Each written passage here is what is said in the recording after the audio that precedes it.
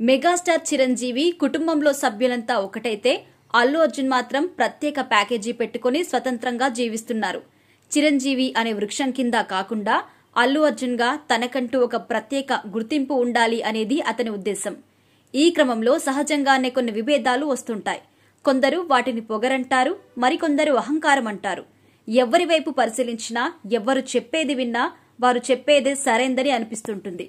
ఇందులో ఎవరి వాదన వారిది. ఇటువంటి పరిణామాల మధ్య తలెత్తిన చిన్న చిన్న అనుమానాలు, అహంకారాలు చివరికి తీవ్రమైన విభేదాలకు దారితీస్తుంటాయి. పిఠాపురం నుంచి పోటీ చేస్తున్న పవన్ కళ్యాణ్ కు మద్దతిచ్చేందుకు మెగా కుటుంబ సభ్యులంతా అక్కడే ఉండి అతని విజయం కోసం కృషి చేశారు. అల్లు అర్జున్ మాత్రం ట్వీట్ తో సరిపెట్టి నంద్యాల నుంచి వైసీపీ తరపున పోటీ చేస్తున్న శిల్పా కిషోర్ రెడ్డికి మద్దతిచ్చేందుకు స్వయంగా వెళ్లారు. ఒక్కసారిగా మెగా కుటుంబానికి అల్లు అర్జున్ కి మధ్య ఉన్న విభేదాలు భగ్గుమన్నాయి.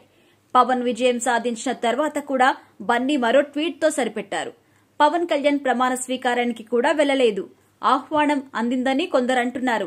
ఇక మెగా కుటుంబంలో సభ్యురాలైన నాగబాబు కుమార్తె నిహారిక కమిటీ కుర్రాలు సినిమా నిర్మించారు. దీనికి మద్దతుగా మహేష్ బాబు, నాని లాంటి హీరోలంతా ట్వీట్ చేసి మద్దతు తెలిపారు. అల్లు అర్జున్ మాత్రం మౌనంగా ఉండిపోయారు. అసలు ఈ సినిమా గురించి ఆయన పట్టించుకోలేదని చెప్పొచ్చు. తాజాగా బన్నీ వాసు నిర్మించిన ఆయ్ సినిమా విడుదలైంది. ఈ సినిమాను ఆదరించాలంటూ అల్లు అర్జున్ ట్వీట్ చేశారు. ఈ ఒక్క ట్వీట్ తో అల్లు అర్జున్ కావాలనే మెగా కుటుంబానికి దూరంగా ఉంటున్నాడు అనేది స్పష్టమైంది. పుష్ప 2 డిసెంబర్ 6న విడుదల కాబోతోంది.